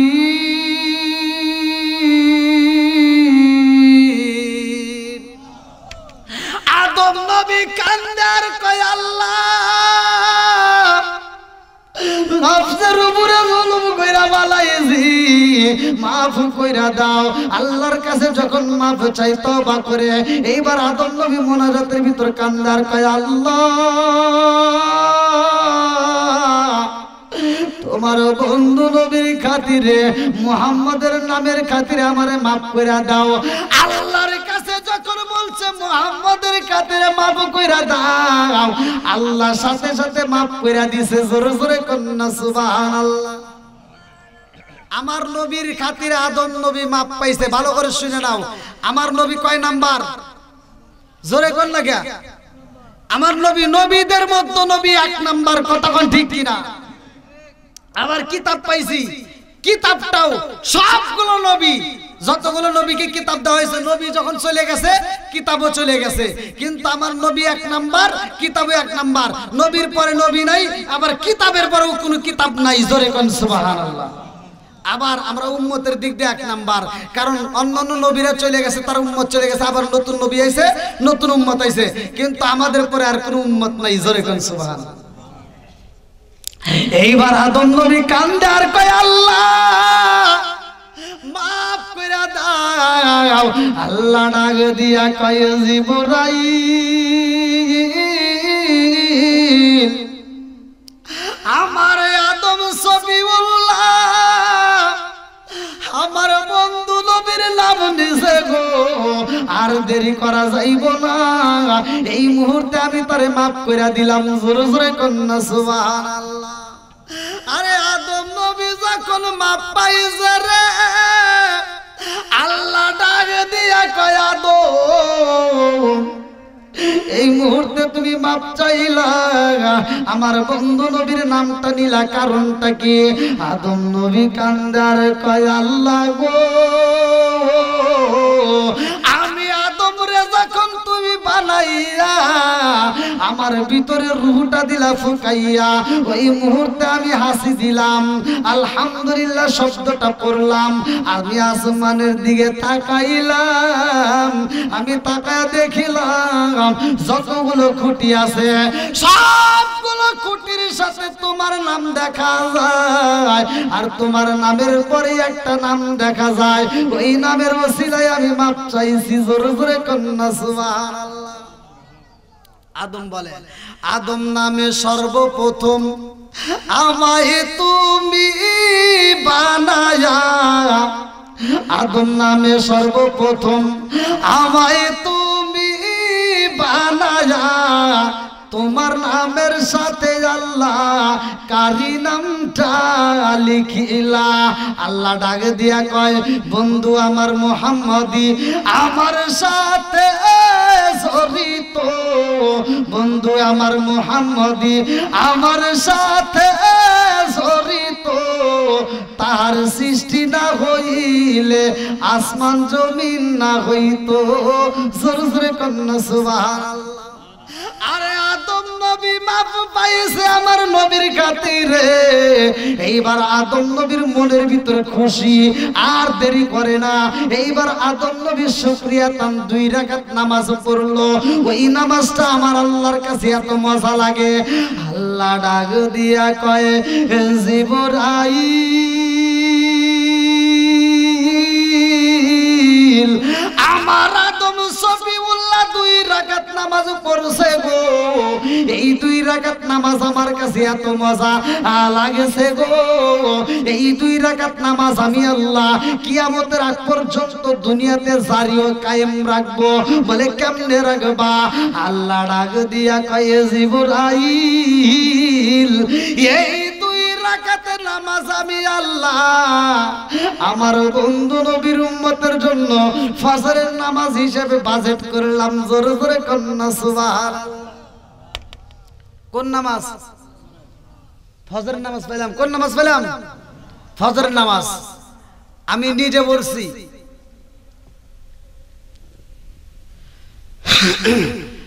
তাই 2 রাকাত নামাজ পড়ছে শুকরিয়া তান, আল্লাহর কাছে মজা লাগছে। আল্লাহ আমাদের জন্য এই নামাজটা বাজেট করে ফেলাইছে। এবার মনের ভিতর জাগতে পারে হুজুর তাহলে ফজরের নামাজ আদম নবী পড়ছে, তাহলে জহরের নামাজ কোন নবী পড়ছে? জানার দরকার আছে নাই? কষ্ট পেতেছেন আপনারা নাকি? কষ্ট দিতে আপনাদের যদি কষ্ট বলতে পারেন সমস্যা নেই, ই আল্লাহ অনেক রাত হয়ে গেছে। কি যুবক ভাইরা চলবো নি? আর একটু চলবো তো? আল্লাহ আকবার কোন বন্ধুরা রে আমার করে শুই না নাও। এইবার পাইলাম জোহরের নামাজ, মনের ভিতর কল্পনা জল্পনা শুরু হয়ে গেছে, হুজুর ফজরের নামাজ পাইলাম, তাইলে জোহরের নামাজটা পড়ছে কোন নবী? ভালো করে শুই না নাও, জোহরের নামাজটা অন্য কোন নবী আদায় করে নাই। সর্বপ্রথমে জোহরের নামাজটা আদায় করছে ইব্রাহিম নবী, শুকরিয়াতান 4 রাকাত নামাজ পড়ছে। আমার আল্লাহ এই 4 রাকাত নামাজ আমাদের জন্য বাজেট করছে, জোরে জোরে কন্যা সুবহানাল্লাহ। এইবার পাবো আসরের নামাজ। ও সালাউদ্দিন হুজুর, এই আসরের নামাজটা তাইলে পড়ছে কোন নবী? ভালো করে শুই না নাও, যেহেতু মসজিদের ওয়াজ এই জন্য নামাজ দিয়ে শুরু করলাম। আসরের নামাজটা সর্বপ্রথমে কোন নবী আদায় করলো? কিতাবের ভিতর উল্লেখ করা হয় ইউনূস নবী তার কওমবাসীরা সাইরা যেই জাহাজের মধ্যে উড়ছে রে ভাই, কিতাবের ভিতর উল্লেখ করা হয় ওই মুহূর্তে জাহাজটা মাঝ নদীতে যায় বন্ধ হয়ে যায়। জাহাজের নাবিকেরা কান্দে, আরে কই কি হইল? আমাদের জাহাজ তো এরকম কোনোদিন নদীর মাঝখানে বন্ধ হয় না, আজকে কেন বন্ধ হইল? কারণ কি? এই জাহাজের মধ্যে একজন নবী আছে গো, এই জাহাজের ভিতর নবী থাকা কাইলেন কেন বন্ধ হইল? কারণটা কি জানতে চাই? জাহাজে গায়ে নবী গো, এই জাহাজের মধ্যে আপনি আছেন অথচ জাহাজ বন্ধ হইল, কারণটা কি? এইবার নবী ডাকে দিয়া কয়, আল্লাহ এই জাহাজের মধ্যে আমি নবী উঠলাম, মাঝ নদীতে এইবার জাহাজ বন্ধ হয়ে যায়। এই জাহাজটা সামনে যায় না, এই জাহাজটা পিছনেও যায় না, এই জাহাজটা ডাইনেও যায় না, এই জাহাজটা বামেও যায় না। ও মালিক, এই নদীর মাঝখানে যদি জাহাজ নষ্ট হয়ে পইরা রয়, এই মানুষগুলো খাবার পাইব না, ওরা না খায় একসময় মারা যাইব। আল্লাহ গো, এই মানুষগুলোকে আমি কেমনে বোঝাবো? আল্লাহ ডাক দিয়া কয়ে, জিবরাইল আমার নবীরে জানায়া দাও, এই মুহূর্তে জাহাজের মধ্য থেকে একজন নদীর ভিতর ফালাইতে হইব। একটা মানুষটা যদি নদীর ভিতর পালাইতে পারে এই জাহাজটা চলবে। এইবার কারে পালাইব? ভালো করে শুই না নাও। নবী ডাকে দিয়া কয়, জাহাজের নাবিকের দলেরা গো, একটা মানুষটা নদীর ভিতর পালাইতে হইব, কারে ফালাইবা? এইবার নির্বাচন করা হয় কারে ফালাবো।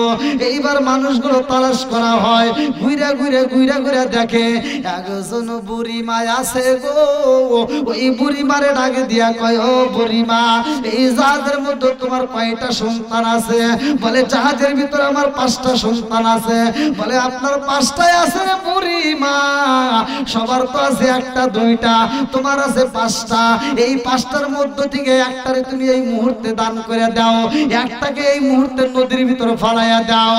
আ বুড়ি মা, একটা সন্তানকে যদি ফালাইতে পারো পুরা জাহাজের মানুষ বাচ্চা যাইব। বুড়ি মা ডাকে দিয়া কয়, জাহাজের নাবিকের এই দলের রে, যার একটা সন্তান আছে গো, ওরে বলো তার সন্তানটারে ফালাইতে পারবো নি? বলে না না, তাই কি কোনোদিন সম্ভব? একটা মাত্র সন্তান, সে সন্তানরে তো ফালানো যায় না, তোমার 5টা আছে, একটারে ফালাইয়া দাও। বলে একটা মায়ের একটা সন্তান রে যেমন ভালোবাসে গো, আমি জনম দুঃখুনি মা আমার 5টা সন্তান রেও তেমন ভালোবাসি। জোরে জোরে কন্যা সুবহানাল্লাহ। কথা কি বুঝতেছেন? মা বুঝাইতেছে যে আমার হাতের 5টা নখের ভিতর একটা নখ কাটলেও আমি যেমন ব্যথা পাবো, 2টাতেও ব্যথা পাবো। কথা কোন ঠিক কিনা? অর্থাৎ আমার একটা সন্তান আমি ফালাইতে পারবো না। দেখেন মা কত ভালোবাসে। এই জন্য তো আল্লাহ বলছে, ওয়াসাইনাল ইনসানা বিওয়ালিদাইহি ইহসানা হামালাতহু উম্মুহু কুরহা ওয়া দাআতুহু কুরহা ওয়া হামলুহু ওয়া ফিসালুহু 30 শাহরা হাত্তা ইযা বালাগা আশুদ্দাহু ওয়া বালাগা 40 সানাতান ক্বালা রাব্বি আউযি'নি আন আশকুরা নি'মাতাকা عليك وعلى والديك وأن أعمل صالحا ترضاه وأصلح لي في ذريتي إني تبت إليك وإني من المسلمين। الله أكبر। আল্লাহ বলছে তোমার মা বাবাকে ইহসান করো, তাদেরকে দয়া করো, তাদেরকে ভালোবাসো। ওয়াজ করছে কে? একসাথে কর না কে? আজকে ভাই আমার কথা কষ্ট পাবেন না, যাদের মা বাবারে যারা যদি কষ্ট দিয়ে থাকেন তাহলে মনে করেন কপাল পুড়ে গেছে। আর যাদের মা বাবা বাচ্চা আছে ভাই, বাড়িতে যায়া এই জনম দুঃখিনী মায়ের পা দুইটা ধইরা মাপ চাবেন যে মা জীবনে অনেক কষ্ট দিছে, আর জীবনে কষ্ট দিতাম না। মা ওয়াজ শুনে আইছি, জীবনে সারা পৃথিবীর মানুষকে যদি আমরা হাসাই, সারা পৃথিবীর মানুষকে যদি আমরা আনন্দ দেই, কোনো লাভ নাই যদি তোমার চোখের পানি ঝরে। কথা কোন ঠিক কিনা? মায়ের চোখে ভাই পানি ঝরাইয়েন না। আমি ওয়াজ করতেছি ভাই, রাগ করেন না। মায়ের চোখে যদি পানি ঝরে, ওয়াজ কেন, মসজিদ কেন, মাদ্রাসা কেন? মক্কা মদিনার ইমামের সাথে বন্ধুত্ব করে মক্কা মদিনার ইমামকে দিয়ে যদি আপনি জানাজা করান, তাও কোনো লাভ হবে না। কথা কোন ঠিক কিনা? আমার নবী বলছে হুমা জান্নাতুকা মা নারুকা, তোমার মা বাবা তোমার জন্য জান্নাত, তোমার মা বাবা তোমার জন্য জাহান্নাম। কথা কোন ঠিক কিনা? আজকে এই মা বাবার খেদমত নাই, সন্তান ঢাকাতে আছে, সন্তান এবার শহরে 2 তলা 3 তলা বিল্ডিং এর মালিক, অথচ মার জন্য জায়গা নাই। গ্রামে মাটা অসুস্থ হয়ে পড়ে রইছে, মার চিকিৎসার খবর নাই। ছোট ভাইটা যদি ফোন দিয়ে কয় যে ভাই মা অসুস্থ, কথা বলতে পারতেছে না, কয় যা গ্রামের ডাক্তার আছে, ওইখান থেকে নাপা ট্যাবলেট খাওয়া দিয়ে ঠিক হয়ে যাবে। কথা কোন না কে? আছে না নাই? ভাই এই কাজটা করেন না। অনেক সন্তান আছে, আমার কথাগুলো ভাই তিতা, কিন্তু এটাই বাস্তব। আপনার মা বাবারে যদি আপনি কষ্ট দেন, আপনিও কষ্ট পাবেন। আমার ভালো করে শুনে নেন। অনেক সন্তান আছে বাপ মা বাচ্চা থাকতে খাওয়ায় না, মরার সময় ও ঢাকা থেকে আসার সময় খবর পাইছে, গ্রামের মাতবার ফোন দিছে, এই তোর বাপের অবস্থা ভালো না। গতকালকেও কথা কইছে, আজকে কিন্তু একটা কথা কয় না, তার মানে তোর বাপ মনে হয় আর বাঁচতো না। ও বদমাইশ করছে কি, ঢাকা থেকে দেখছে যে মাতবার সাহেব ফোন দিচ্ছে, তাহলে তো আব্বা মনে হয় মরিয়ে যাবো। ও ঢাকা থেকে আসার সময় এবার আপেল, কমলা, মালটা, ফলের রস আরো কত কিছু নিয়ে এবার বাড়িতে এসে দেখে আব্বা এরকম ভাবে পড়ে রয়েছে। ও ফলের রস নিয়ে এসে সামনে দিয়ে ঘুরায় আর কয়, আব্বা আব্বা তোমার জন্য ফলের রস আনছি, আপেল আনছি, মালটা আনছি, কমলা আনছি, আব্বা তোমার জন্য জুসের বোতল আনছি, খাও। আব্বা কি আর খাইতে পারবো? কথা বল না কে? খাইতে পারবো? রিজিক বন্ধ করছে কে? আল্লাহু খায়রুর রাযিকিন, রিজিকের মালিক আল্লাহ। এক লোকমা খাবার আপনার যদি এই দুনিয়াতে থাকে, আপনার মৃত্যু হবে না। ওই এক লোকমা খাবার যেই দিন শেষ হয়ে যাবে, ওই দিন আপনার মৃত্যু হবে। তা আল্লাহ যখন রিজিক বন্ধ করে দিছে, ও বদমাইশ তখন ঢাকা থেকে আপেল নিয়ে এসে কয়, আব্বা তোমার জন্য আপেল আনছি, খাও। আব্বার খাইবো? কথা বল না কে? আব্বা একবার ডাইনে চায়, একবার বামে চায়, একবার ডাইনে চায়, একবার বামে চায়, একটা কথা কইতে পারে না। আর বদমাইশ কয় কি, কয় এ ভাবি, চাচি কি করেন আপনি, এই চামিচে কইরা আব্বার মুখের ভিতর ফলের রস দেন। দেয় না? দেয় না? এবার চামিচে করে যখন ফলের রসটা মুখের ভিতর ঢুকায় দেয়, এই দিক দিয়ে দেয়, এই দিক দিয়ে পইরা যায়। কথা বল না কে? বাপটার রসটা এদিক দিয়ে পড়ে যায়, আর বাপটা এদিকে চা থাকে। আজকে তো কোনো কথা কইতে পারে না, কারণ জবানও আল্লাহ বন্ধ করছে। এদিক চা থেকে খালি ভাবতেছে যে আমি এই কুমিল্লা জেলায় বরিচং থানায় রামচন্দ্রপুর গ্রামে আন্তর্জাতিক সিটার জন্ম দিয়ে গেলাম। কথা বল লাগে? এই রামচন্দ্রপুর গ্রামে আমি আন্তর্জাতিক সিটার জন্ম দিয়ে গেলাম। কারণ আজকে বাপ তো কথা বলতে পারতেছে না, জুতোটাও তুলতে পারতেছে না। আজকে যদি কথা বলতে পারতো, জুতো তুলতে পারতো, জুতো দেবাই দিত। আজকে বাপটা আফসোস করে মনে মনে কয় যে আমি যখন খাইতে পারছি তখন দেশ নাই। আজকে আমার আল্লাহ রিজিক বন্ধ করে দিছে, খাউন বন্ধ করে দিছে, আর তুই আমার সামনে দিয়ে আপেল ঘুরাস, তুই সিটার। কথা বল লাগে না? কষ্ট হইতেছে না আমার কথা? আপনারা কোন বাপ মা যখন খাইতে পারে তখন দেব, নাকি যখন খাওয়া বন্ধ হয়ে যাবে তখন সামনে দিয়ে ঘুরাবো? হ্যাঁ, যখন খাইতে পারে তখন আটটা বইরা খাওয়াবো। কথা কোন ঠিক কিনা? কি কথা বুঝতেছেন? অনেক সন্তান আছে এরকম বাপরে ফাঁকি দেয়। আবার বাপটা মরে গেছে, জানাজার মাঠে দেখবেন সবচাইতে 1 নাম্বার সিটার বদমাইশ জানাজার মাঠে দাঁড়াইছে তার আপন সন্তান। অনেক সন্তান আছে জানাজার কিচ্ছু জানে না, 5 ওয়াক্ত নামাজেও মসজিদে যায় না, ও সারা জীবন বদমাইশি করছে। বাপটা মরে গেছে, বাপের জানাজায় সামনের কাতারে দাঁড়ায়া, ও তো জানাজা পড়ানোর মতো ক্ষমতা নাই কি, ইমাম সাহেব পড়াইবো, ও বদমাইশ পিছনে এরকম করে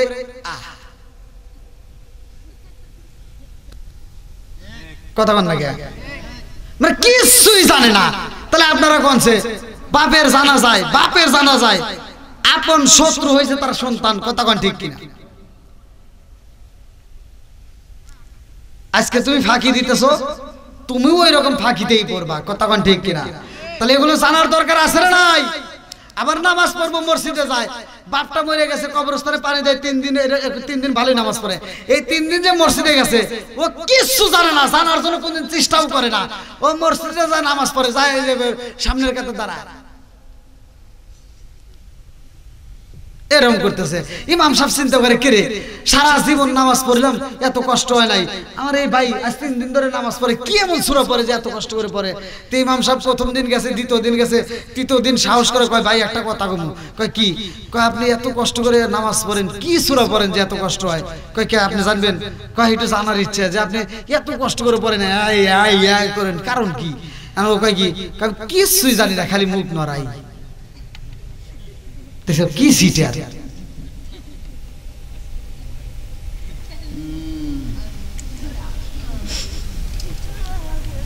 কষ্ট পাইতেছেন মনে হয় ভাই আপনারা?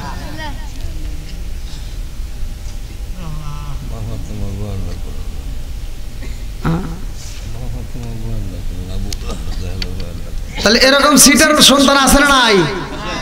জোরে কোন এরকম ভাই ফাঁকি দেওয়া যাবে? দেন না ভাই, আপনাদের পায়ে হাত বলি, দেন না। যা ভুল করছেন, আজকে ওয়াজ শোনার পর তো জানতে পারলেন না, কি কোন জানতে পারেন নাই? এখনো যদি ধরি, অনেক মুরব্বী আছে দেখবেন, এখনো যদি ধরি ওযুর ফরজ কয়টা, গোসলে ফরজ কয়টা কইতে পারে না, আছে না নাই? আচ্ছা এবার আপনারাই কোনছে যার ফরজ গোসল হইছে, ফরজ গোসলের নিয়মই যে জানলো না, গোসলে ফরজ যে আদায় করলো না, আর কি গোসল হইলো? আর কি শরীর পাক হইছে? তাহলে শরীর যেহেতু আর পাক হলো না, ওই একবার কে 2 বার কে 70 বার যদি ওযু করে কাম হবো? হ্যাঁ, ওই ওযুতে নামাজ হবে না, কথা কোন ঠিক কিনা? তাহলে আমরা গোসল করতে, যেমন এই যে গোসলের মাসলাও অনেকে জানি না, যে এই যে চুলের আমরা মাথায় অনেকে পানি দেই, দেখবেন পানি দেয় এরকম করে, মানে পানি দেয় শেষ, মানে শেষ, কিন্তু মাসলা কিন্তু অনেকে আমরা বুঝি না। মাসলা হলো চুলের গোড়ায় গোড়ায় পানি পৌঁছাইতে হবে, কথা কোন ঠিক কিনা? অনেকে কিন্তু এগুলো জানি না, জানার দরকার আছে না নাই? বন্ধুরা রে আমার, এইবার ভালো করে শুই না, ভালো করে শুই না। আরে সেই জালিম দুখুনি মা সন্তান রে পারতে পারে না, নদীর ভিতর ফালাইতে পারে না, এমন মায়ের কষ্ট দেওয়া যাবে না, কথা কোন ঠিক কিনা? বন্ধুরা রে আমার সভাপতি সাহেব এই মুহূর্তে একটা কথা বললেন, যে মা ফাতিমার একটা ঘটনা, যে আসলে এটা যদি আগে বলা হতো তাহলে আরো বেশি ভালো হতো, কারণ এখন তো রাত অনেক গভীর রাত হয়ে গেছে, অনেক রাত। মা ফাতিমার করুণ কাহিনীটা আমরা সকলেই কম বেশি জানি। খাতুনে জান্নাত মা ফাতিমাকে আল্লাহ তাআলা এত সম্মান দিয়েছে যে রাসূল পাক সাল্লাল্লাহু আলাইহি ওয়াসাল্লাম নিজে খাতুনে জান্নাত মা ফাতিমাকে মা বলে সম্বোধন করছে, জোরে কোন সুবহানাল্লাহ। কিতাবের ভিতর আছে, কিতাবের নাম হচ্ছে মাদারেজান নবুয়ত, কিতাবের নাম হচ্ছে মাদারেজান নবুয়ত। এই কিতাবের ভিতর উল্লেখ করা হয় একদিন জিবরাইল আমিন আমার নবীর সামনে আসবে, দরজার সামনে গেটের সামনে আগে দাঁড়াইছে, আল্লাহু আকবার কোন। বন্ধুরা রে আমার খাতুনে জান্নাত মা ফাতিমা আমার রহমাতাল লিল আলামিন নবীর মাথায় হাত বুলাইয়া দেয় গো, আমার নবীর শরীর মুবারকে তেল মালিশ কইরা দেয়। এমন সময় জিবরাইল আমিন সালাম দিয়া দিয়েছে, আমার নবী ডাক দিয়া কয় ফাতিমা, ও ফাতিমা যাও, এই মুহূর্তে কে ডাক দিল, এই মুহূর্তে গেটের সামনে যাও। আরে খাতুনে জান্নাত মা ফাতিমা গেটের সামনে দাঁড়াইয়া দেখে জিবরাইল আমিন দাঁড়ায়া গেছে, আল্লাহু আকবার। খাতুনে জান্নাত মা ফাতিমা কয় চাচা জিবরাইল, ও চাচা জিবরাইল, আপনি বাড়ির ভিতরে প্রবেশ করতে পারেন, আপনাকে অনুমতি দেওয়া হয়েছে। জিবরাইল একটু রাগান্বিত হয়ে, আরে ভাই খাতুনে জান্নাত মা ফাতিমার সাথে কর্কশ ভাষায় কথা বলেছে। এইবার খাতুনে জান্নাত মা ফাতিমা মনের ভিতর কষ্ট পাইছে গো, ভিতর কষ্ট পাইয়া এইবার বাবার সামনে দাঁড়ায়া কয় আব্বা যান, ও বাবা, জীবনে কোনদিন তুমি আমারে একটা দমক দিয়া কথা বলো নাই রে আব্বা, তুমি কোনদিন আমারে কষ্ট দিয়া কথা বলো নাই। আজকে চাচা জিবরাইল আমারে কর্কশ ভাষায় কথা বলেছে, আমি বিচার দিলাম আপনার কদমে। ও বাবা, আমার বিচার চাই। আমার নবী মুস্কি একটা হাসি দিয়া কয় মারে চোখের পানি বুঝা বলাও রে মা, তোমার চোখের পানি দেখলে আমি সইতে পারি না। আল্লাহু আকবার কর। নবীর প্রেমের যন্ত্রণা সইতে আমি পারি না, নবীর প্রেমের যন্ত্রণা সইতে আমি পারি না। মনে চায় রিয়া যাইতাম সোনার মদিনায়া, মনে চায় রিয়া যাইতাম সোনার মদিনায়া, নবীর প্রেমের যন্ত্রণা সইতে আমি পারি না। চিৎকার মেরে কন্যা আল্লাহু আকবার। আমার নবী গেটের সামনে দাঁড়াইয়া ডাক দিয়া কয় ভাই জিবরাইল, ও ভাই জিবরাইল, আমার খাতুনে জান্নাত মা ফাতিমার সাথে কেমন কথা বলেছো? আমার খাতুনে জান্নাত মা ফাতিমা চোখ বড় পানি বুক বড় ব্যথা নিয়ে দাঁড়াইছে, কারণটা কি? জিবরাইল কয় ইয়া রাসূলুল্লাহ, নবী গো,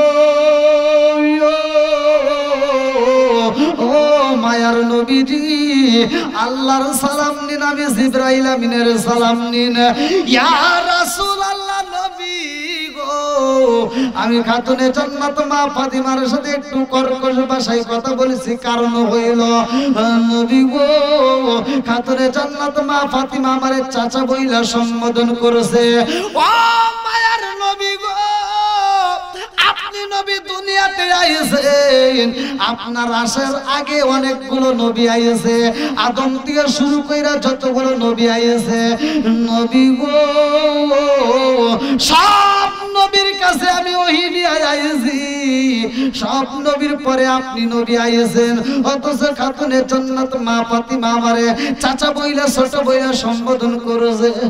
নবী গো, আমারে যদি বড় চাচা বলতো তাতেও মাইনে নিতাম, কিন্তু আমারে চাচা বলছে, ছোট বইলা সম্বোধন করছে বলে একটু কর্কশ ভাষায় কথা বলেছি। আমার নবী কয় জিবরাইল রে, মাদারে জান নবুয়ত কিতাবের ভিতর উল্লেখ করা হয়, আমার নবীর আগে দিয়া কয় জিবরাইল, ও জিবরাইল, আমার খাতুনে জান্নাত মা ফাতিমা তোমার চাচা বইলা সম্বোধন করছে, বিদায় কষ্ট পাইছো। আমি নবী জানতে চাই রে জিবরাইল, সব নবীর পরে আমি আইছি বিদায় তুমি মনে করছো বড়, আমি জানতে চাই যতগুলো নবী আইছে এই দুনিয়াতে, যতগুলো নবী আইছে দুনিয়াতে, এই নবীদের কাছে তুমি আইছো, তোমার বয়স কত আমি জানতে চাই। আল্লাহু আকবার। তোমার বয়স কত? জিবরাইল বলতেছে, ইয়া রাসূলুল্লাহ, ইয়া হাবিবাল্লাহ, সবগুলো নবীর কাছে আইছি, এটা সত্য, কিন্তু আমার বয়সের হিসাব আমি নিজেই রাখি নাই। জোরে কোন সুবহানাল্লাহ। আমার নবী ডাক দিয়া কয় জিবরাইল রে, ও ভাই জিবরাইল, তোমার বয়স হইছে কত তুমি বলতে পারো না? আমি জানতে চাই এই দুনিয়ার বুকে কি কি দেখেছো, তোমার কি মনে আছে? বলি ইয়া রাসূলুল্লাহ, নবী গো,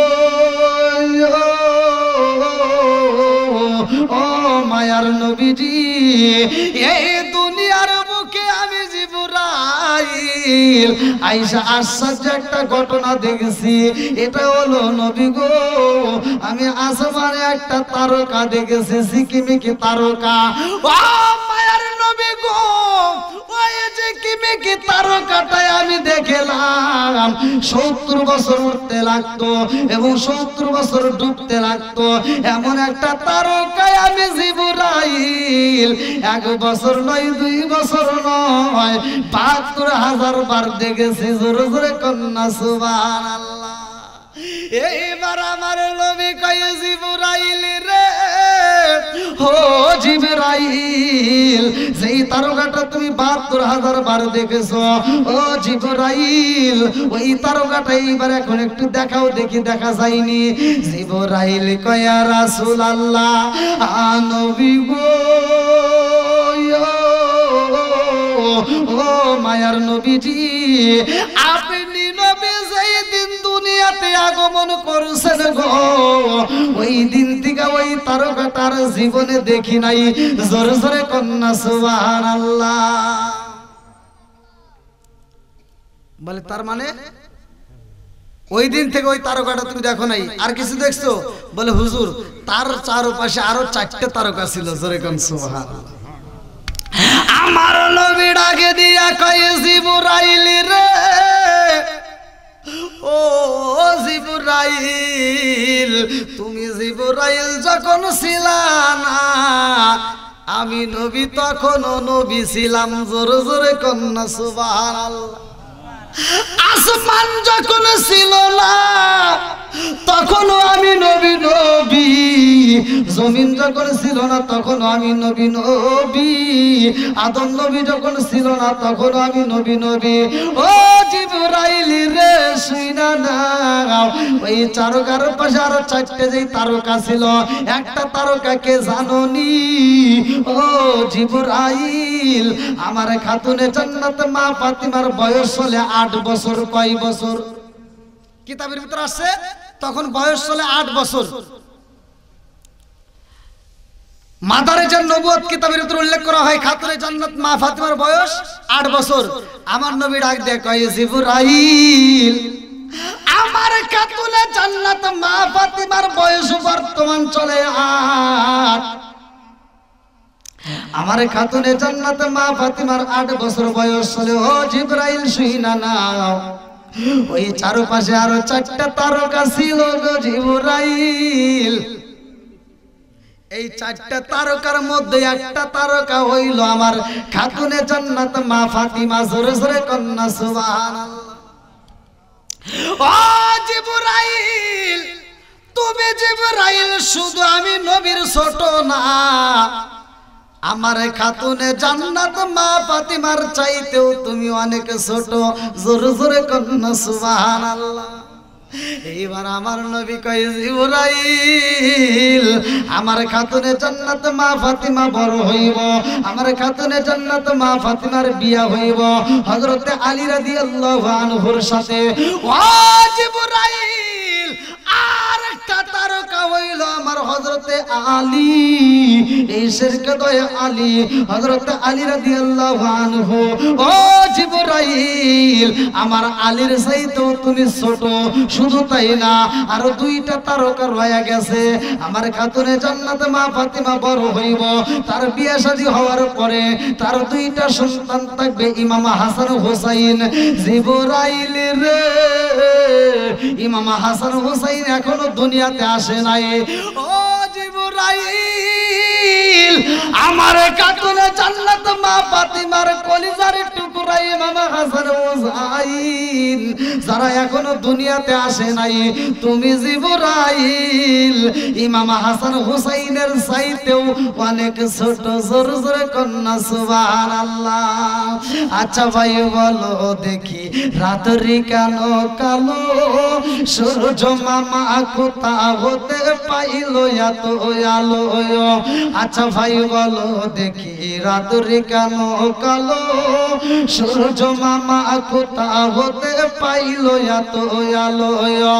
কোকিল কেন এত কালো, ফর ফরসা কানে বাওয়াক কোকিল কানে এত কালো ফরসা কানে বাওয়াক চিনি কেন এত মিষ্টি তেঁতুল কেন ডিমগুলো সব একই রকম পার্থক্য নাই মোটে সাদা কালো বাচ্চাগুলো কেমন কইরা ফোটে জোরে জোরে কন্যা সুবহানাল্লাহ আরে খাতুনে জান্নাত মা ফাতিমার চাইতে জিবরাইল ছোট রে ভাই এই খাতুনে জান্নাত মা ফাতিমা কত দামি জানেন নি রে বন্ধু হযরত আলী রাদিয়াল্লাহু আনহু কেমনে বিয়ে করবে অনেকে আমরা বিষয়টা জানি না আমার নবী ডাক দিয়ে কয় ও জিবরাইল এই আলীর সাথে কেমনে বিয়ে হইব জানোনি আমার আল্লাহর পক্ষ থেকে এটাও বাজেট হয়ে গেছে জোরে জোরে কন্যা সুবহানাল্লাহ আলী তো কোনো সাধারণ আলী না রে ভাই আমার নবী একটা মজলিস দিলেন যেই মজলিসের ভিতর আমার নবী বললেন আগে কোরআন তেলাওয়াত হইব যেই ব্যক্তির আগে কোরআন তেলাওয়াত করতে পারবে খতম করতে পারবে ওই ব্যক্তিটাকে আল্লাহর পক্ষ থেকে আমি নবী তাকে পুরস্কার দেব এইবার মসজিদের ভিতর যখন অনুষ্ঠান শুরু হয়ে যায় সবগুলো সাহাবী কোরআন তেলাওয়াত শুরু করে দিয়েছে রে ভাই আর ওই মজলিসের ভিতরে হযরত আলী রাদিয়াল্লাহু আনহু পরে সব সাহাবীরা পড়তেছে আউযু বিল্লাহি মিনাশ শাইতানির রাজীম বিসমিল্লাহির রহমানির রহিম হামিম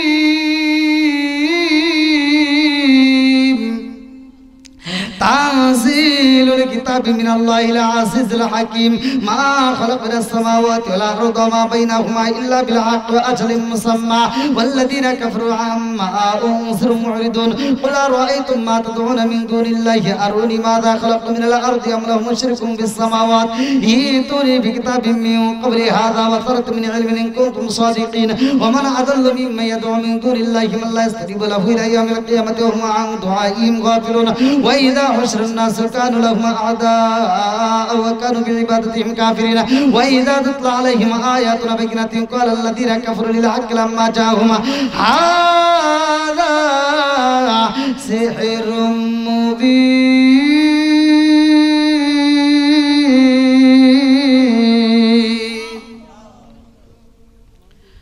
সব সাহাবীরা কোরআন তেলাওয়াত করে হযরত আলী রাদিয়াল্লাহু আনহু দাঁড়ায় কয় আসসালামু আলাইকা ইয়া রাসূলুল্লাহ ইয়া হাবিবাল্লাহ আমার কোরআন শরীফ খতম হয়ে গেছে জোরে কোন সুবহানাল্লাহ আমার নবী কয় কি ব্যাপার তোমার হইছে অন্যান্য সাহাবীরা কয় হুজুর আমার হইছে 1 পৃষ্ঠা আর একজনকে আমার হইছে 1.5 পৃষ্ঠা আর একজনকে আমার হইছে 2 পৃষ্ঠা আর হের বলে পুরো কোরআন শরীফ হইছে এটা কি সম্ভব আমার নবী কয় তুমি পড়ছো কেমনে হযরত আলী রাদিয়াল্লাহু আনহু বলে ইয়া রাসূলুল্লাহ ইয়া হাবিবাল্লাহ আমার নবী পড়ছে যেমনে আমি আলীও পড়ছি তেমনে জোরে কোন সুবহানাল্লাহ বলে কেমনে বললা কারণ কি কিভাবে হলো বলে আমার নবী যেমনে পড়ে আমি আলীও তেমনে পড়ছি বলে কিভাবে পড়ছাও বলে হুজুর আল ইখলাস সুলুসুল কোরআন যদি কোনো ব্যক্তি সূরা ইখলাস একবার পড়তে পারে পুরো কোরআন শরীফের 3 ভাগের 1 ভাগের সব পাওয়া যায় আমি 3 বার পড়ছি পুরো কোরআন শরীফ সব